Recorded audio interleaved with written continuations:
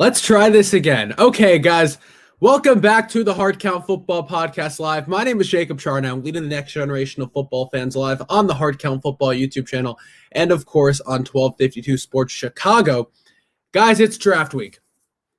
It's draft week, 4 days away from the NFL draft. This is the most excited I've been. This is a very, very special episode of the Hard Count Football Podcast Live because this is the final. Let me pull up the title slide. This is my final Hard Count Football Mock Draft Live. Very special show today, guys. Very special show indeed. I'm going to take you through all 32 picks in the first round and give you my thoughts on who I think each team is going to select come April 28th in Las Vegas for the entirety of the first round. All 32 picks. It's going to be a lot of fun. So with that being said, let's get right into it. Starting off on the clock, the Jacksonville Jaguars go with edge Aiden Hutchinson out of Michigan.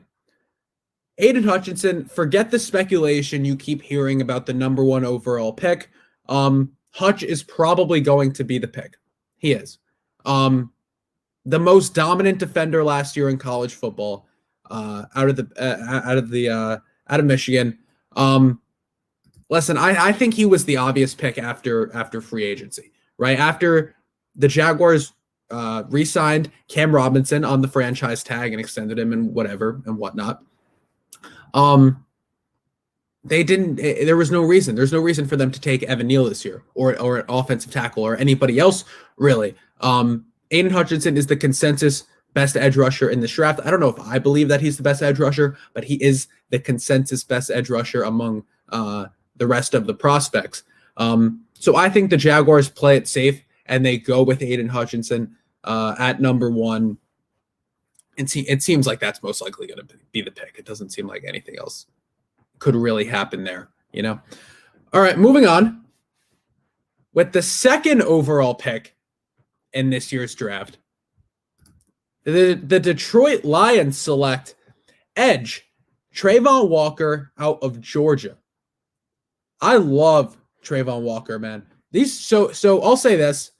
Picks 2 and 3, right? The Lions pick and the Texans pick at 3 are pretty interchangeable with who I have.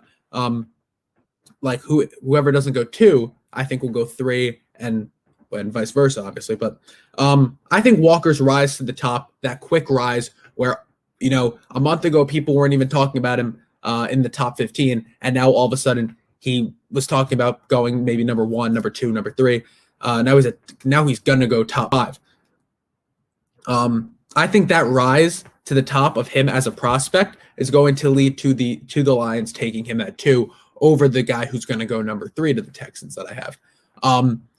Georgia, the key to this year's draft is just draft Georgia defensive players. They're super talented. This is one of the most talented defensive groups that has come into the draft in quite some time. Between Trayvon Walker, Jordan Davis, Jacoby Dean, these guys, they're all, I think, going to be studs in the NFL. I think that transition is going to be real smooth. But Walker's a guy who fits the Lions culture really well, gritty guy.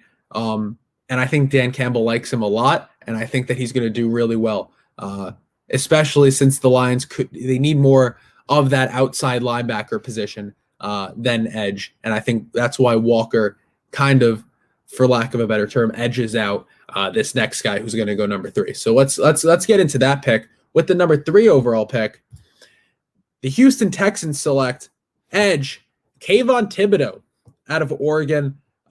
This pick makes sense for a lot of reasons if you're the Texans. For starters, Thibodeaux, we'll start with the coach. Lovie Smith, obviously the defensive coordinator last year in Houston, now takes over that role as the head coach. He is a defensive-minded guy. He's going to draft defense here. He's going to draft the best available defensive player here, the best edge rusher available here, because don't forget that the Texans do have that pick 13 now from that Deshaun Watson trade with the Browns. So now they can use that on a position that isn't as premier, that has more players instead of, the corners I think are more like 1A, 1B, and then like 2A, 2B with Sauce and Stingley and whatever. But the edges aren't like that. You need to get your guy. There's only so many great edge rushers in the top however many, and they're going to go quickly. So I think Thibodeau is going to be the pick. I don't want to hear anything about his, the football, how much he's focused on football. He's focused on football. He's going to be a top pick in this year's draft. And he has arguably the most upside of any player in this draft. And that's a stance I've had for quite some time. I really like Kayvon Thibodeau here. So let's move on. At pick number 4, the New York Football Jets select cornerback Ahmad Gardner. They out of Cincinnati. They get Sauce. They get their guy. Sauce.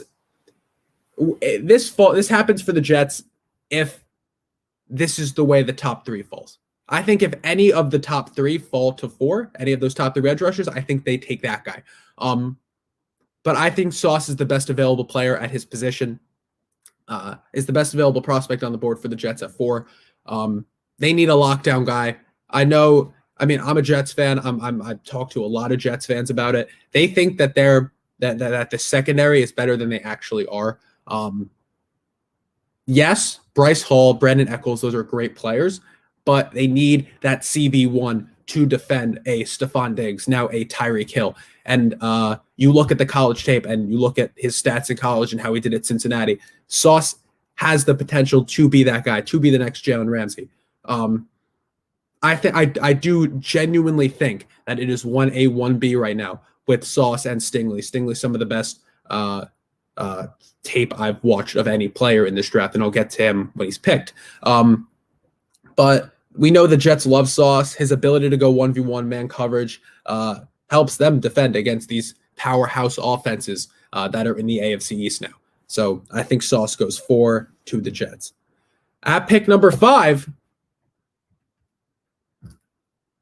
the New York Giants select offensive tackle Evan Neal out of Alabama.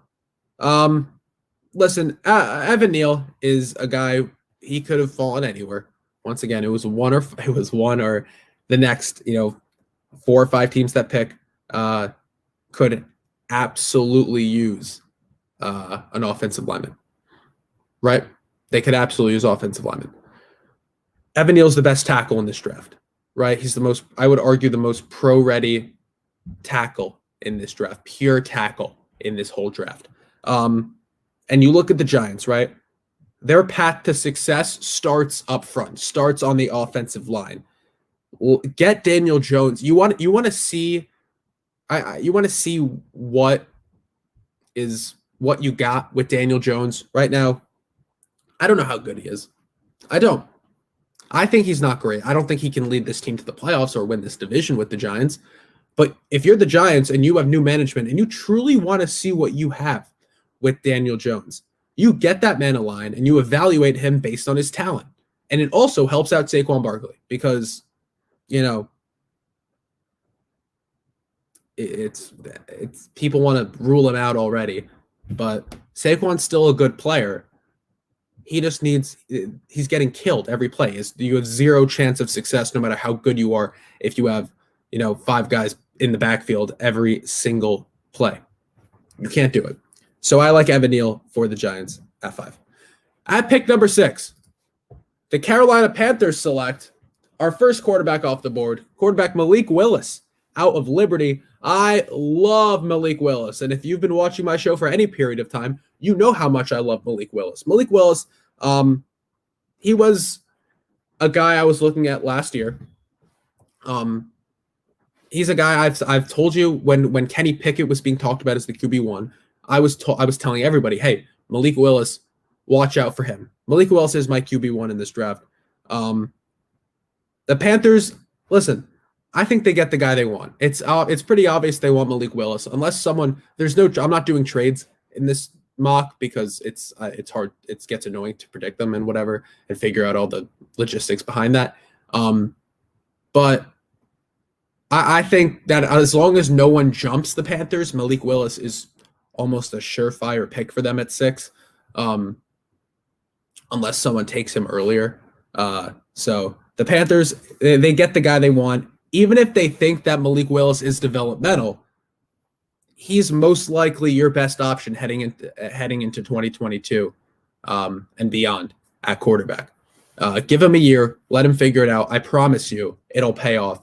He reminds me I'm not comparing him to Josh Allen in terms of his development, because Josh Allen was truly a developmental guy, and the Bills did a great job with him. But Malik Willis, he's a guy that, I've kind of doubted it. I've been an advocate against doing this, but I think if you were to throw him in week 1, I think he would do pretty well. I genuinely think he would do pretty well as long as you put the right pieces around him. But I don't think, if you really want to start Sam Darnold week 1, be my guest. See what you got, because I promise you by week 4, Malik Willis is going to be playing quarterback for this team. All right, next pick. Number 7, the New York Giants select. They're on the clock again at pick 7. They get offensive tackle Ikem Ekwonu out of NC State. So yes, I have the Giants doubling up on offensive linemen in this draft in the first round with their 2 picks. You double up on offensive line with the 2 best linemen in this draft, right? No doubt. The thing is, Evan Neal is a franchise guy. He's a franchise tackle. He's going to play. I think he can play tackle for this team for the next decade. Now you get a guy, Ikem Ekwonu, who can play right tackle. He can play tackle, and he can play guard, which is the most important. So he can play interior as well. Now you fix, 2 out of 5 pieces on your offensive line? That's big. That's big, especially if you can just secure one side of it. Or if you want to go left tackle with Evan Neal and right tackle with Icky, I think that would be great too. You secure, you protect against some great edge rushers in the NFC East. So I really like the Giants doubling up on offensive line at 5 and 7. I think that's a really good play for them and for Brian Daboll, who is going to be throwing the ball a lot, since we know he's coming from Buffalo, who throws the ball a lot. So great pick for the Giants if they can secure both of them. Pick number 8. The Atlanta Falcons select wide receiver Garrett Wilson out of Ohio State. Man, Garrett Wilson is a matchup nightmare. Garrett Wilson is a guy, he most accurately, the reason I have the Falcons picking him, there's a lot of good receivers in this draft, but the reason he's my first receiver off the board is because he most accurately replaces Calvin Ridley, who obviously suspended for the year for gambling on games during his time off, and he most likely won't be back with the Falcons when he does return next season, or the season after next season. I think Garrett Wilson immediately helps out Marcus Mariota. I think that he's a guy who can play the slot. I think with Marcus Mariota's legs, that slot receiver is going to be very important for him in terms of his short game. Garrett Wilson has fast feet off the line, and he's going to be a matchup nightmare for corners in the NFC South if the Falcons can grab him at 8. So he's my first receiver off the board. And I really do love that pick for the Falcons if they can grab him. Pick number 9, the Seattle Seahawks are on the clock, and I have them taking offensive tackle Charles Cross out of Mississippi State. Listen, if you're the Seahawks, you're looking at the last decade, and you're saying, all right, well, moving forward, you have to right all the wrongs that happened with Russell Wilson. Because you had a Super Bowl level caliber quarterback, and obviously he won one, but the last 4 or 5 years he was there, never had an offensive line, did not have an offensive line. No matter who was playing quarterback for you, you start up front. Whether it's Drew Lock, whether it's a guy you're going to grab in the second round, if it's Baker Mayfield, hell, if it's Geno Smith playing quarterback, you absolutely need an offensive line. You think you were lucky if you're the Seahawks that Russell Wilson could compensate for not having that offensive line for his career. And now after it caught up to him and you trade him, guess what? Those other 4 or 5 guys I just named, none of them are going to be able to do what Russ did in terms of playing through a bad offensive line. They won't be able to do it. So if you want any success, any chance of even competing in the NFC West this year or going forward, you absolutely have to start with this offensive line. Build a powerhouse. Start again. Reframe the offense around this Seahawks team, because without Russell Wilson, you're not going to be able to be doing much unless you get that. And I think Charles Cross is a great piece to start that, to start finishing off that offensive line. I really, really like it. At pick number 10, the New York Jets, who are up again, they select Jermaine Johnson, edge, out of Florida State. Jermaine Johnson, man. So the Jets at 4 miss out on the top 3 edge rushers. But they get a guy they really like at 10. We heard Jermaine Johnson had a great visit with the Jets just, I think, last week. He's an absolute stud. Florida State, we know they produce great football players, great defensive football players. So I love Jermaine Johnson. I think Jermaine Johnson has a chance to become a top option for the Jets at 10. I think he falls to 10. I think he has a chance to become the best edge rusher in this draft, possibly. I do, and that's not me being a homer with the Jets. I truly do think that. He is one of the most raw talent players in this draft. I think in terms of upside at edge, it goes Thibodeau, Jermaine Johnson, Hutchinson, Walker. I think that's what it is. And that's if the Jets don't trade away their pick. So we're hearing some Deebo Samuel news. And if I'm the Jets, I'm absolutely trading 10 for Deebo. But that's a whole different story. So let's get into it. Pick number 11 here, moving on. The Washington Commanders are on the clock, and they go receiver. They go with wide receiver Drake London out of USC. You create a dynamic threat offensively with Terry McLaurin and the size of Drake London. Drake London, my pro comparison for him was Mike Evans. Mike Evans I think that's a perfect comparison, honestly. He can be Mike Evans. He's big. He gets up there and he can grab the ball, right? His separation, I've heard and I've seen, is an issue. But because that's kind of the thing that most accurately tells you how easy the transition for a receiver is going to be from college to the NFL. But Drake London, man, I don't think it'll be an issue because he can get up there and grab the ball. And he's quick, man. He is fast vertically, like a DK Metcalf. So I love that pick for the Commanders at 11. The only problem is I don't know if Carson Wentz is going to be able to get him the football. So we'll see what happens in Washington. Moving on here. Pick number 12. This is another one. So pick number 12, pick number 13 are very interchangeable, similar to 2 and 3. So we'll get into it here. At pick number 12, I have the Vikings going with safety Kyle Hamilton out of Notre Dame. Kyle Hamilton, man, he's an absolute great player. This was a guy who was going to go top 5. He was going to go top 5, just a month and a half ago? He was going to go top 5. And now he falls out of the top 10 in my mock. Jacob, how could you ever do this? That speed thing, his 40 time really threw people off. And I think it threw teams off too, because you want your guy to be fast. But I still think Kyle Hamilton is going to be a fantastic option. I think it's a fantastic option for whoever can get him. And the Vikings here create a crazy threat in their secondary with Harrison Smith and Kyle Hamilton, a guy who can do more than one job playing as a safety.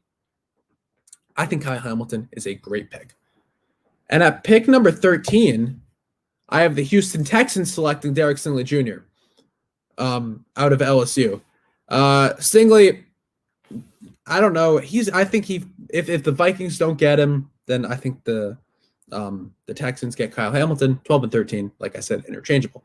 Stingley's the best tape. I said it before. Probably the best tape I've seen from almost anyone in this entire draft. He's an absolute dog. If he didn't get hurt last year, I think he would have been the first corner off the board. That Liz Frank injury is scary. That is a scary injury to have. And if you're a scout and you're looking at the corners, obviously the not injured guy is going to take the cake there. But if the Texans can pull this off, that means they get Kayvon Thibodeau and Derek Stingley Jr., two absolute cornerstones for this team, for his defense for the next however long, and immediately makes this Texans defense a huge threat, a massive threat. Yeah, and I do think that that Stingley is a top dog. I really do. And he's going to and Lovie Smith is going to take him to the next level, take both these players to the next level. And if there's anybody that's going to develop them, it's going to be him. So pick number 14 is up. The Baltimore Ravens select defensive lineman Jordan Davis out of Georgia. God, if you have even followed the draft a little bit, you've seen how much Jordan Davis has skyrocketed in on these boards here. He is massive. He is a massive man. This is a big piece for the Ravens. With the top prospect, he is the top defensive lineman, the top interior defensive lineman in this entire draft. And it helps set the Ravens up for another big year defensively, stopping the run.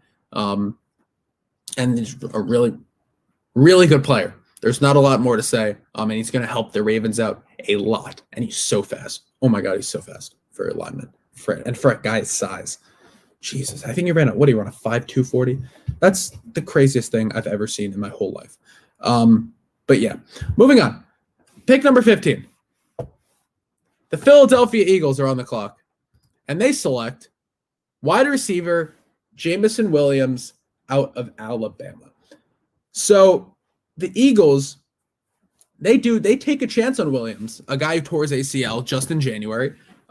It sounds like he's aiming for training camp. He might just be saying that. I have a feeling there's a chance he's not ready till December.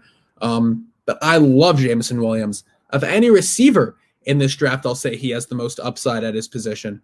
And the Eagles need to pick him here, or else they're not going to get him. They won't be able to get him at 18, since the Saints are right after, and the Saints will snag him up so quickly if he gets to them.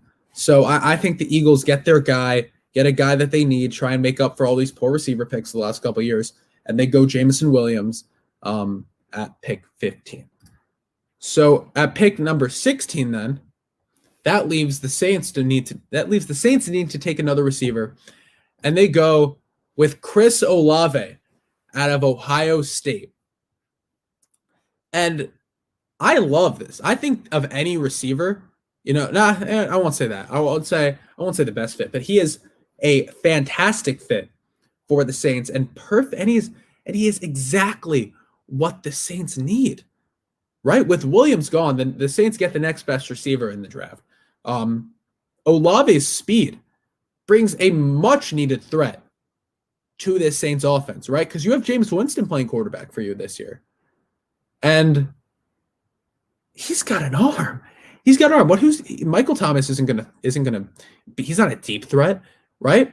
Jameis Winston was really good last year, which makes my next pick for the Saints so hard. But Jameis Winston was so good when he was playing last year. They were 6-2, the Saints. 6-1, 6-2.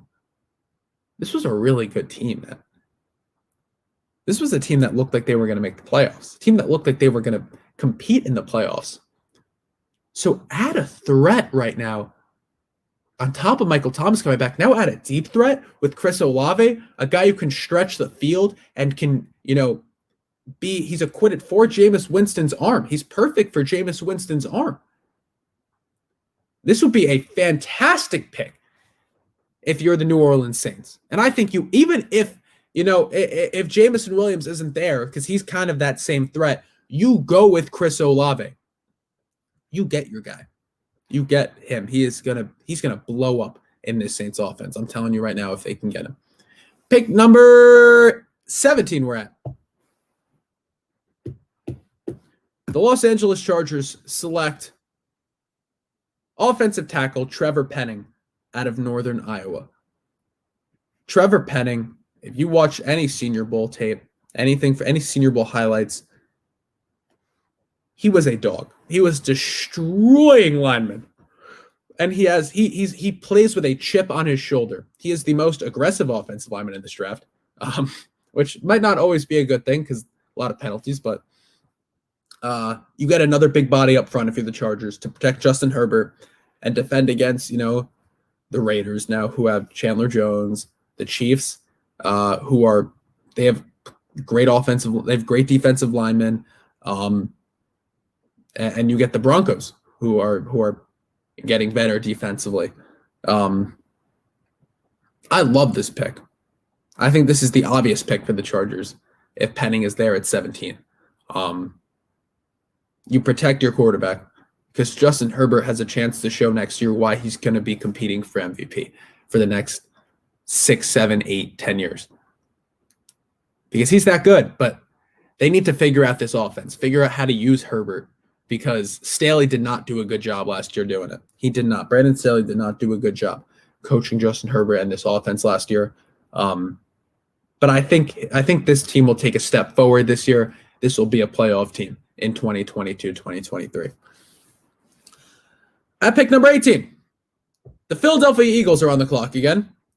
And they go with another need, and they go with edge George Karlaftis out of Purdue. Karlaftis, the Eagles get a great run stopper to add to this defensive line alongside Hassan Reddick. This Eagles, Karlaftis is a great fit for the Eagles. He has very quick hands. He has great hand movement. That's what I was watching when I was watching his tape. I saw a lot of great hand movement. The problem with him is he does a lot of the same moves off the line, and I think NFL offensive linemen will kind of get to know that. But I have no doubt that the Eagles are going to help him out. Whatever team gets him, help him out, get him some more moves, and get him to the NFL level. If there's any developmental edge rusher, I think it's him. I think he's a developmental edge rusher, and they'll coach him up, and he needs to be surrounded by a veteran, Hassan Reddick. And this is going to be he's going to be a really good player if the Eagles can play their cards right, if they snag him up at 18. Pick number 19, the New Orleans Saints are on the clock again. And this time, they go with a quarterback. The Saints select quarterback Desmond Ridder out of Cincinnati. We believe in Jameis Winston. But do they? It's a new head coach. It is. It's a new head coach. I know he was in the system last year, but it's Dennis Allen. He was the D coordinator, and he now is the head coach there. But do they believe Jameis Winston is a franchise quarterback? Well, the deal that they gave him was a 2-year prove-it deal. And listen, I love Jameis. I think he played really, really well last year. And I think they do have something special with Jameis if they can play these cards right. But, Jameis, like we know, he might come out and fall flat on his face. And if that happens, you need to have a backup option. And I think the perfect backup option, you're playing the long game here by selecting Ridder. You are. Let him sit behind Jameis for at least a year. Let him learn. Let him learn behind a guy who's, he's had his fair share of time. Jameis has been in the league 7 years, believe it or not. Desmond Ridder's, he's a really, really great player. He's my QB2 in this draft class. I love him. I think if you're Ridder, this is a great situation to go to. Because it's not a surefire. You're not being thrown into the fire right away. There's not a surefire starter necessarily in New Orleans, right? It's not like they're committed to Jameis for the whole year if he's playing poorly. And it's not like he has really control over who's right. It's not like Aaron Rodgers or Mahomes. Like there's no chance you're going to get in. There's definitely a chance that Desmond Ridder can see some playing time this season. So I do like the pick for the Saints at 19 if they can get Ridder or whoever can get Ridder, because he's going to be a really, really good player in this draft. I don't care that he's from Cincinnati and he got destroyed in the playoffs. I don't care. It's okay. He's a good quarterback. Pick number 20. The Pittsburgh Steelers are on the clock, and they go with interior offensive lineman Tyler Linderbaum out of Iowa. He's a center. Interior offensive line. He plays center. Linderbaum, the positional value makes him drop to 20. But the Steelers need a center, and he's the best one you're going to get, right? This is the best center. He was a top 10. He's a top 10 talent for me, right? He's a top 10 talent that falls to 20, and he's the best center in this class by far. He's this year's Creed Humphrey. I think he honestly has a chance to be better than Creed Humphrey. It's tough to play center, and it's the positional value makes it's tough. But Linderbaum goes 20 to the Pittsburgh Steelers. Like that pick for them. Boost up that offensive line, and it definitely helps the run game with Najee Harris as well. Pick 21. The New England Patriots select linebacker Devin Lloyd out of Utah. The Utes. Devin Lloyd fits the Pats defense perfectly. He's an absolute great player, has a chance to be the best linebacker in this draft, and he has a chance to explode in Bill Belichick's system. He plays the pass really, really well. And this is a division that's going to be using the tight end a lot. He's a linebacker that can absolutely cover really well. He's super fast. The Jets, they snag up Uzomah, they snag up Conklin. We know the Bills definitely use Dawson Knox a lot. And we know the Dolphins use Mike Gesicki. So he's a guy that can defend. He can stop the run. He can get to the passer. He can do it all. I love Devin Lloyd, and I think the Patriots. As a Jets fan, I don't want the Patriots to get him, but if you're a Patriots fan, you're getting a dog at Devin Lloyd. Whoever does. Pick number 22, the Packers. They finally get a wide receiver. They finally can do it. They finally get themselves that first-round wide receiver that Packers fans have been hoping for to pair with nobody. For years it was, pair him with Devontae Adams, get Aaron Rodgers another piece, create a dynamic offense. And so the Packers said, you want us to draft a receiver? Okay. And then traded Devontae Adams. but you're definitely getting a great player in Treylon Burks out of Arkansas. I know he's the Deebo Samuel of this draft. Maybe not Deebo talent. I think he's great, and it's not, but Deebo's another level of a player. Listen, Treylon Burks is the most versatile wide receiver in this draft. We know that the Packers were in on Deebo. I don't think they're going to be able to. I don't think they're going to end up trading for him because I don't think the Niners trade him within the conference. But I think that they opt to fill the role, that Deebo role, that versatile wide receiver role, the Devontae Adams filling wide receiver role. I think they opt to do it through the draft. And I think they opt to do it with Treylon Burks, who is the best receiver left at 22. So I do like that. And I really like Burks, and I really like his abilities. And I think the Packers snag him up at 22. Pick number 23. We're heading into the fourth quarter here of these. The Arizona Cardinals select cornerback Trent McDuffie out of Washington. I really like McDuffie. he's kind of in that 2A, 2B range for me in terms of the corners in this draft. I with Arizona, you get Arizona some help defensively in a division with a lot of star wide receivers, a lot of star talent. Cooper Kupp, well, I don't even need to list those guys for you, but Arizona's needed a lot of help defensively. And with Treylon Burks off the board, I don't think they go receiver. And so I think McDuffie ends up being the pick for them at 23. Pick number 24, the Dallas Cowboys go safety. They get Daxton Hill out of Michigan. I love this pick for Dallas. The Cowboys secondary was in desperate need of help last season. Hill is a good run stopper, and he can play the pass pretty well also, but he's mainly I mainly see him as a good run stopper in this defense. And I do think Dan Quinn will be able to use him as he should. I think he's a great player, and he is worthy of a first-round pick. So a lot of people don't have him going in the first round, but I absolutely think he's worthy of an early 20s pick, especially to fill that need that the Cowboys have at 24. Pick number 25. The Buffalo Bills go corner. They go with Andrew Booth Jr. out of Clemson. Booth is a guy, he's kind of fluctuated up and down on draft boards, but he's a solid piece. He is. I think he's a solid corner. Like I said, 2A, 2B with McDuffie.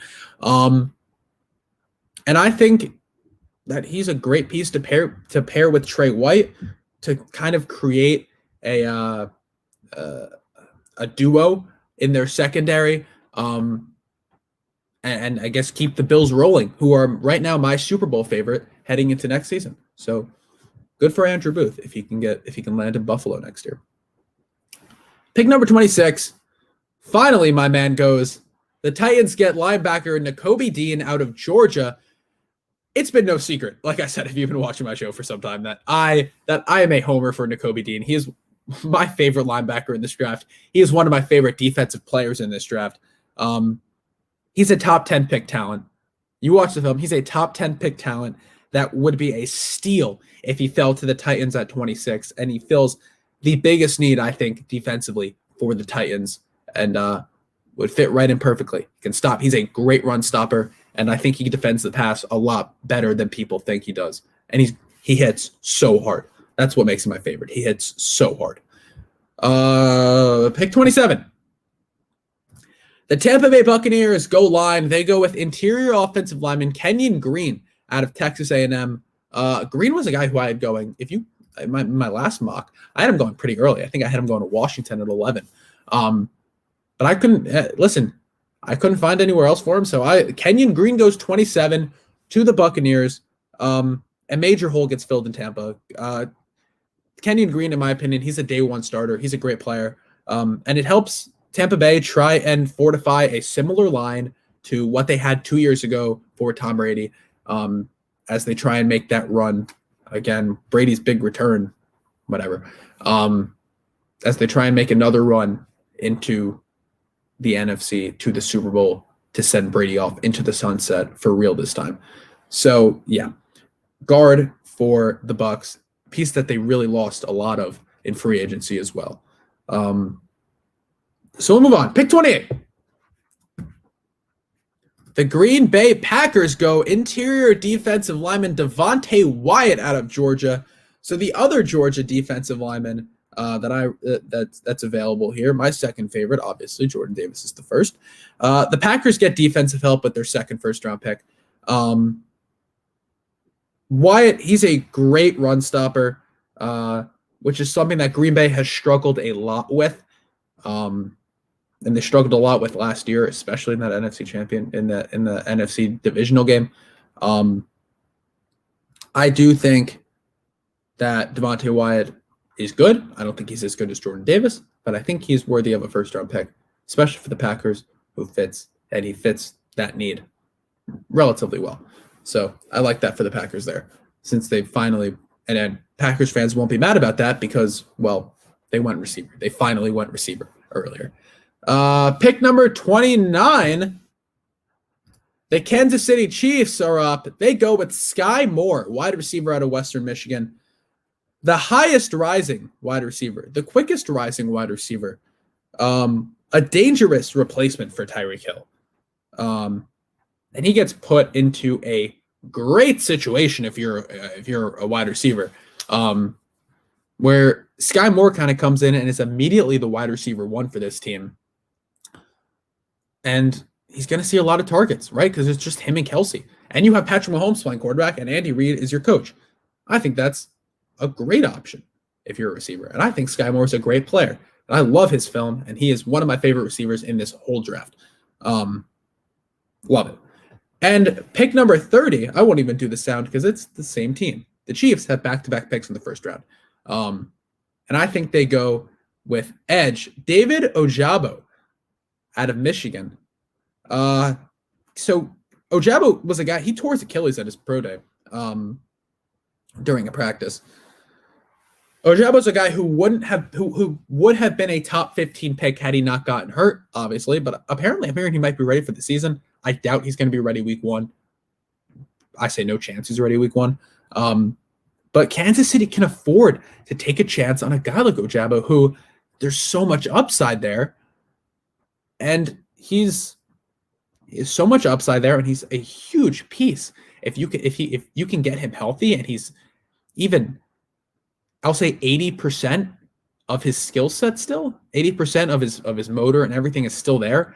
I think that's a steal at 30 if you're the Chiefs. A lot of help defensively for them. So I like that pairing of receiver and edge for the Chiefs at 29 and 30. Pick number 31. Do we have comments? Let's see. Let's get through some of these comments here. Humte says, do the Jets trade away their next pick at 10? Debo. Yeah, I'm hearing the Jets are willing to give up 10 for Debo. And I say absolutely do it. JC Allen, what's going on, man? Thanks for joining on. He says, who is the pick I'm going to go with, you say, for the Bucks. I had them taking Kenyon Green, guard, Texas A&M. I have him falling to the Bucks at 27. I like that. Pick number 31. The Cincinnati Bengals go with a guard. They go Zion Johnson out of Boston College. This was the biggest. I mean, this is obviously the biggest hole for Cincinnati. The obvious go offensive line here, no matter who it is. If you're the Bengals, protect Joe Burrow, please. Please protect Joe Burrow. We know you took Jamar Chase. It was the right pick last year, but I mean, you look what happened in that Super Bowl, and you look what happened in that Titans game. I don't care that you made it to the Super Bowl. I think it was a fantastic story, fantastic run. But what ended up killing you in that Super Bowl game? It looked like an embarrassment of an offensive line that played in that Super Bowl game. It did, because they were playing way above their talent level for the entirety of the season and really most of the playoffs. But that Titans game and that Rams, that Super Bowl game, man, it was rough. The Rams kind of just ran over the Bengals offensive linemen, Von Miller, Aaron Donald. It was rough. So fix it and do it through the draft. Good job. Pick number 32. Last pick of the first round. Who is it? It's drama with the Lions going quarterback, and they get Kenny Pickett out of Pitt. Listen, Kenny Pickett, I'm not as high on Pickett as a lot of people are. I'm not very high on him at all, actually. He's my QB4 in this draft class. But hey, if you're the Lions, you have Jared Goff playing quarterback. You need a young guy. You're not going to be able to, you're paying Jared Goff a ton of money. I think they have the 5th most expensive quarterback room in the league right now. And it's Jared Goff playing quarterback. So get a young guy in there at the end of the first round. He's sitting there. I think Pickett, it's either going to be Pickett or Matt Corral for the Lions at 32. But if you want a guy to sit, I think it'll end up being Pickett. Let him sit behind Goff. See what you got. If Goff is bad, put Kenny Pickett out there. See what he can do. That's the reality. We got more comments here coming in. Here we go. Man, not loving the Kenyon Green pick. LOL. I think That's fair. That's fair. I just think the Bucks go. I think the Bucks end up going guard. I'm hearing JPP probably won't be coming back to the Bucks based on what I saw on his Instagram. So I don't know. Who did the Pats take? J.C. Allen. The Pats went with Devin Lloyd, linebacker out of Utah. Hope you like that pick. That's a really good pick for the Pats if he's there at 21. Green over Johnson and Wyatt. He says he'd riot if that happens. Fair enough. Johnson, yeah. But Green, Kenyon Green is really good, man. He's a good player. I think so. It says Pickett's overrated. Lucky if a team keeps him. Yeah. Pickett is the most pro-ready quarterback, said J.C. Allen. And small hands won't be such an issue. It's not the hands that really get me.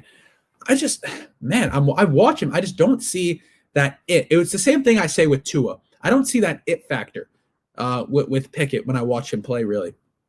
And I think all those guys, while Pickett might be the most pro-ready quarterback week one, but you develop Malik Willis, you develop a Matt Corral, you develop a Desmond Ridder. I think they have a chance to sprout if you play your cards right, let them sit, get them in there. Oh, forget having to respond right now. We got him in the lobby. Let's get him in here right now. J.C. Allen, man. What's going on? The prodigy, Jacob Charnow. How we doing, guy? I'm doing really well here. I see you have some opinions about my mock. Yeah, man. I in the original process when I was going through all this, it was like, okay, Bucks could take a guard. Let me look at Zion Johnson. Let me look at Green. And for me, Zion Johnson fits what the Bucks do a lot more than Green. Green is a mauler in the run game. He is an absolute beast. But his pass protection sets need a lot of work, need some refinement. He's a little sloppy. If I'm going to go guard and both of those guys are available to me, which I don't think Zion would be, it's Zion Johnson out there. He's a plug-and-play guard. He's from that BC offensive line school powerhouse where they just pump out good interior linemen. That's my opinion on the two. I don't want Green at all. I've really cooled on him. I think all of those Texas A&M players their stock was so high, and you've seen it kind of drop off. Isaiah Spiller was one of them, DeMarvin Leal, Kenyon Green. The list goes on with those Texas A&M guys. Obviously, Jalen Werdemeyer was considered as potentially the number one tight end, and now he's probably going to be undrafted. So for me, I just think if they're gonna take a guard there, Johnson's the pick. But they also have a huge need at defensive line, getting younger with guys on one-year deals. Sue's still not re-signed, so Devontae Wyatt being there is another guy those are the two guys that I'd take a really hard look at, especially over Green. Now, Devin Lloyd, fucking love it. Absolutely love the pick. Devin Lloyd, yeah, that was a good one for the Patriots. But my thing, yeah, I agree with the Green thing. I definitely think it's going to be a guard for the Bucks. Because I think you have Brady coming back, you lose some pieces on the line, and you don't want to make Tom Brady upset. You don't want him to get hit. So I think I think he can make up for whatever's not there on the defensive line. I do not think defense is going to be a problem for the Bucks this year. It hasn't been for the last however long. But you don't want offensive line to become a problem. And I think that's a guard, whether it's Green or Johnson. I think that guard is probably going to be the pick there. No, I mean it definitely could be, and I think if Johnson is there, I think that's the one guard in this draft that I would run to the podium for. We spoke to Jason Light a little while ago, and he mentioned by name everybody in that competition. For Aaron Stinney, who has, if you remember, started those 3 games leading up to the Super Bowl when Alex Kappa went down. Nick Leverett, Robert Hainsey. If you draft a guard, you're pushing one of those guys off the roster. Most likely Nick Leverett, who can kind of play multiple positions for you and is very versatile offensive lineman.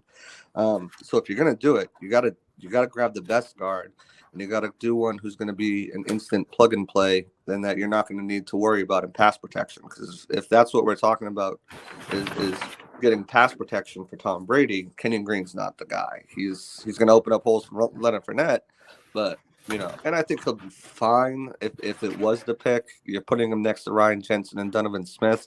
I don't think there'd be too much of an issue there. But if the board falls the way it does, and they're dead set on going guard, it's got to be Zion Johnson, in my opinion. They met with him, had a formal interview at the combine with him. They met with Kenyon Green too, but I think he'd be the pick. I would probably think they would lean more Devontae. I don't know, because Devontae White's got some character concerns with, family domestic issues. So it's tough, man. This is the toughest year to do a mock. I did my first. It's so mock, hard. And I was so like, hard. I didn't know what to do.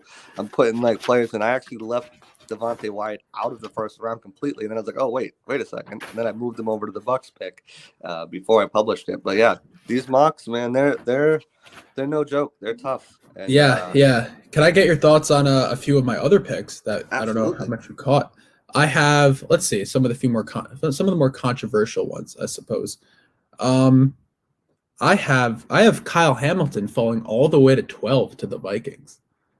I have him going 12. I have 12 and 13 interchangeable between Kyle Hamilton at 12 and then Derek Stingley Jr. at 13. That's the one that's so.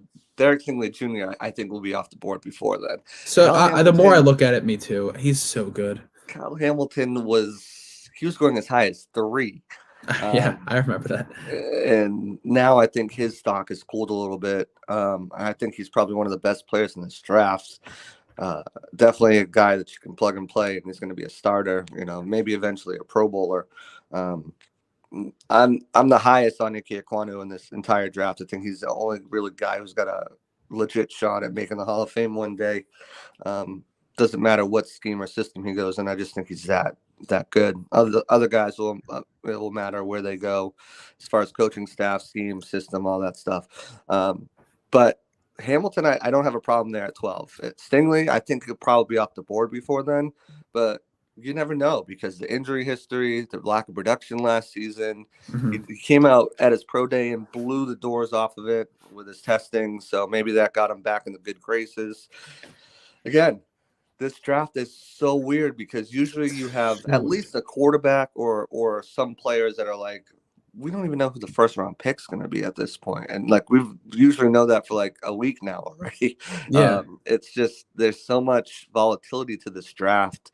And a lot of that is because there is no true, I've got about 10 to maybe 12 first round grades total on in this entire draft.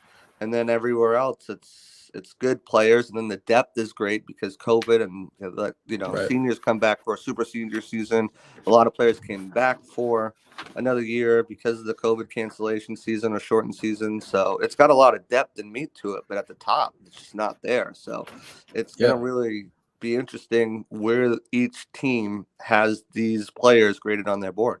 Where are you sitting on Desmond Ridder right now? I have him going 19 to the Saints. I have them going quarterback after I just hyped up Jameis Winston for 10 minutes with their first pick getting Chris Olave, but I have them going 19 with a quarterback there. I could definitely see that too. I mean, they always signed Jameis Winston to a 2-year deal. Exactly. You bring a guy in, I think they will be in play for a quarterback at some point. Whether it's 19 or not, I don't know how the board shook out and if there was any linemen there or anything like that, offensive linemen, because I know they need to replace Teron Armstead as well. But I don't think that's a bad fit. When you're looking at the quarterbacks this class, it's difficult to discern really who's going to be the top guy. I think consensus, Malik Willis is the top guy based on potential. I think pro readiness, it's probably Kenny Pickett. Desmond Ridder, though, has a lot of production. I like Ridder as well. I think those 3 quarterbacks go in the first round. I could also see Sam Howell sneak into it as well. So I don't have a problem with it at 19. I think it's a perfect landing spot for them. Sure. And I have 3 edges going in the top 3. I mean, I got Hutchinson, and then I got Trayvon Walker, and then I got Thibodeau going. That leaves this is a weird draft. It really is, because those top 3 guys, right? Any of them And then, because then you get a guy at 10 like Jermaine Johnson, who he's an absolute dog out of FSU. I think he has a chance to come in and immediately be a top guy in this draft. But Thibodeau, I think he has the most upside of any player in this whole draft. And Trayvon Walker, we see his quick rise to the top, right? People weren't talking about him as even a top 15, 20 pick just a few weeks ago. And now all of a sudden people were talking about him going number 1. Can you kind of explain why, what is it about Walker that shot him up so high and led to, him being mocked at number 1, and now me mocking him at number 2, because I would love to get your perspective on what you think of him. Yeah, so Walker is all about projection, right? He's got the athleticism. He showed that off in college. He showed it off at the combine, especially. And I think for Walker, it's the projection of what he could be. I think he could be the best pass rusher in this draft. But again, that's a big projection based off production. And it's also a big projection based off system and scheme and coaching. You got to have all those things add up. So the Jaguars, Trent Baalke's got a history of going after guys like that. Aldon Smith is one of them that he took, and he passed on some other players there who had more production. But, it's going to be really interesting to see which one of those guys go first. I think if you look at Aiden Hutchinson, he's probably the safest pick. He's my Evan Neal, safe edge, safe tackle. You know what you're getting. Doesn't really have the highest ceiling, but he's going to be an impact player at the edge. I think Kayvon Thibodeau's a wild card, kind of like a Charles Cross. I compare these guys because I think they both have Pro Bowl ability. And then you look at guys like Walker and Ike Ekwonu, who I think have all pro ability.